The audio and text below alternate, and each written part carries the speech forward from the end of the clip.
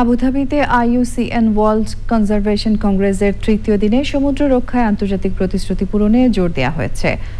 সুনীল অর্থনীতির টেকসই ব্যবহার ও ব্যবস্থাপনায় আলোচনায় উঠে আসে পরিবেশ বান্ধব প্রযুক্তি, উদ্ভাবন ও বিনিয়োগের প্রয়োজনীয়তাও।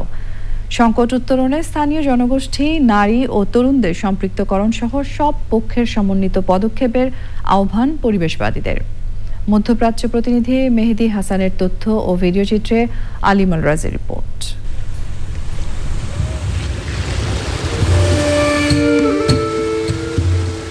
পৃথিবীর মোট আয়তনের ৭০% সমুদ্র, আর এই সমুদ্রকে ঘিরেই আবর্তিত হয় ৯৫% বৈশ্বিক বাণিজ্য। কর্মসংস্থান থেকে শুরু করে বিশ্বের প্রায় ৩০০ কোটি মানুষের খাদ্যের যোগানও আসে এই সমুদ্র থেকে। তবে জলবায়ু পরিবর্তন, দূষণ, অবাধ মৎস্য শিকার সহ ধ্বংসাত্মক কর্মকাণ্ডে ভয়াবহ সংকটে সামুদ্রিক বাস্তুতন্ত্র। IUCN ওয়ার্ল্ড কনজারভেশন কংগ্রেসের from commitments to change driving transformative action for the ocean সেশনের আলোচনায় আন্তর্জাতিক সমুদ্র চুক্তির যথাযথ বাস্তবায়নে গুরুত্ব দেওয়া হয়। বিশেষজ্ঞরা বলেন, শুধু প্রতিশ্রুতি নয়, সংকট সমাধানে বিনিয়োগ নিশ্চিত করা সহ প্রয়োজন কার্যকর পদক্ষেপ। To be in conferences like this, where they will understand the ocean, their responsibility towards ensuring that the ocean is well managed for the prosperity of the world.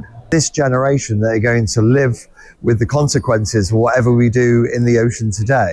So yeah, getting this next generation involved in the ocean is absolutely crucial if we're actually going to do BBNJ agreement, the agreement for the protection in high sea, to be now enforced with 74 signature. This is a great step.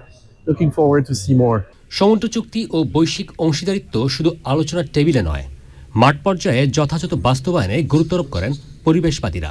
সমুদ্রের ব্যাপারে আমরা কিন্তু অনেক উদাসীন এবং অনেক কিছুই কিন্তু আমরা বুঝতে পারি যে সমুদ্র আমাদের কি দিচ্ছে, আমাদের যে জীবনে এবং আমাদের এই যে ক্লাইমেট সবকিছু মিলিয়ে যে একটা বিশাল একটা ভূমিকা পালন করছে, সেটা কিন্তু এখানে জোরে সোরে আলোচনা হচ্ছে।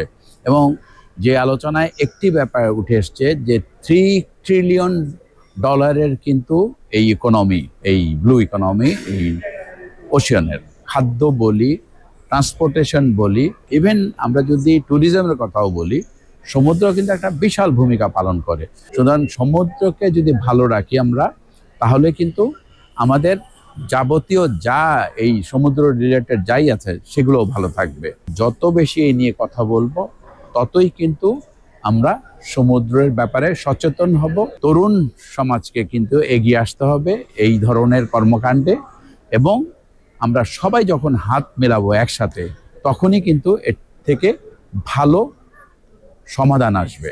2030 সালের মধ্যে বিশ্বের 30% সমুদ্র সংরক্ষিত করা কোনো স্বপ্ন নয়, বরং এখন এটি টিকে থাকার শর্ত।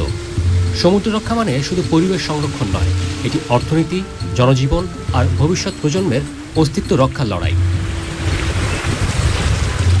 আলিমাল রাজি, চ্যানেল আই।